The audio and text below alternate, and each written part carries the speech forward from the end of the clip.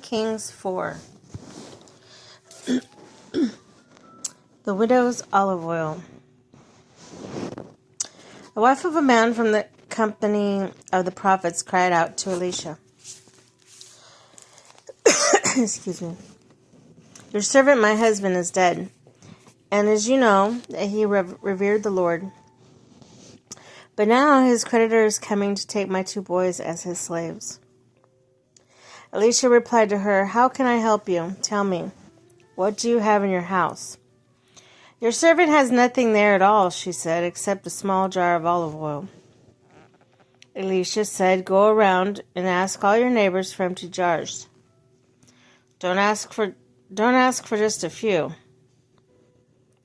Then go inside and shut the door behind you and your sons. Pour oil into all the jars as it is in each till it's filled. Put it to the side. She left. Shut the door behind her and her sons. They brought her jars to her and kept pouring. When the jars were full, she said to her son, Bring another one. And he replied, There is not enough jars left. When the oil stopped flowing, she went and told the man of God, and he said, Go sell the oil and pay your debts. You and your sons can live on what is left. The Shunammite sons restored. One day Elisha went to Sunam, and a well-known woman was there who urged him to stay for a meal. So whenever he came by, he stopped there to eat. She said to her husband, I know that this man who comes our way is holy man of God. Let us make a small room on the roof, and put a loaf of, and on the roof and put a bed and a table, a chair, a lamp for him. Then he can stay whenever he comes to us. One day Elisha came and he went up to his room and lay down there. He said to his servants, Gehazi, call the Shunammite. So he called her and she stood before him. Elisha said to him, Tell her you have gone to all this trouble for us. Now what can I do for you? Can we speak on your behalf to the king or the commander of the army? She replied, I have a home among my own people. What can be done for her? Elisha said. Gehazi said, She has no son and her husband is old. Then Elisha said, Call her. So he called her. And she stood in the doorway about this time next year. Elisha said, You will hold the son in your arms. No, my lord, she objectively. Please, man of God, don't mislead your servant. But the woman became pregnant, and next year about that time she gave birth to a son, just as Elisha had told her.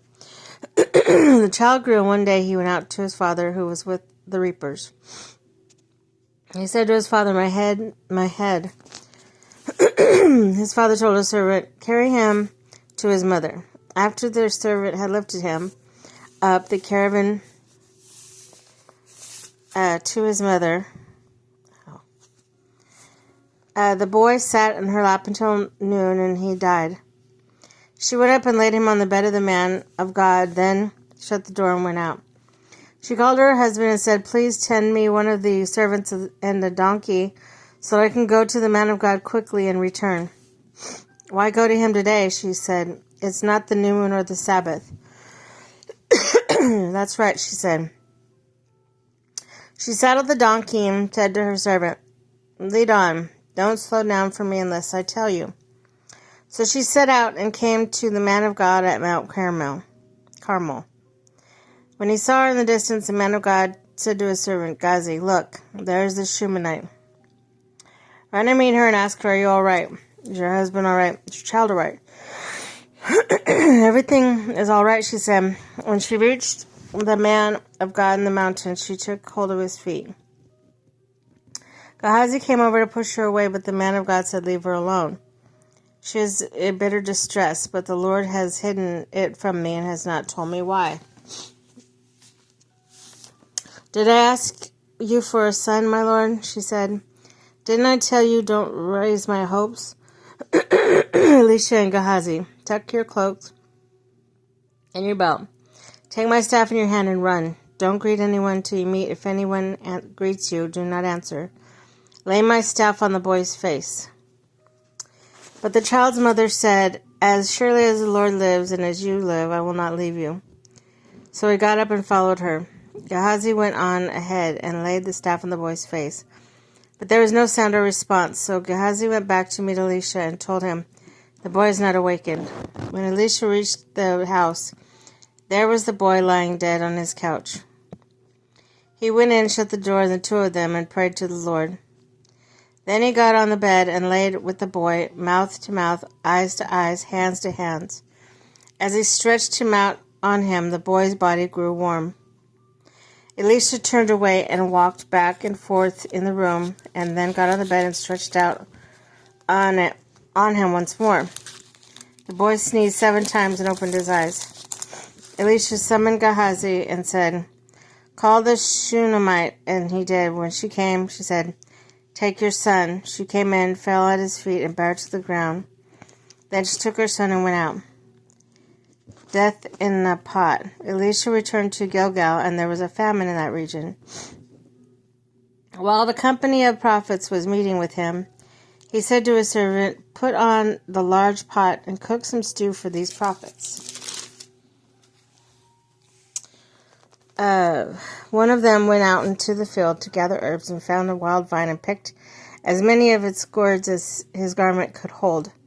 When he returned, he cut them up into a pot of stew, though no one knew what they were. The stew was poured out for the men, but as they began to eat it, they cried out, "Man of God, there is death in the pot," and they could not eat it. Elisha said, "Get some flour." He put it in the pot and said, "Serve it to the people to eat," and there was nothing harmful in the pot. Feeding of 100. The man came from Baal Shalisha, bringing the man of God 20 loaves of barley, bread baked from the first ripe grain, along with some heads of new grain. "Give it to the people to eat," Elisha said. "How can I set this before 100 men?" his servant asked. But Elisha answered, "Give it to the people to eat, for this is what the Lord says, and they will eat and have some left over." Then he set it before them, and they ate, and had some left over, according to the word of the Lord.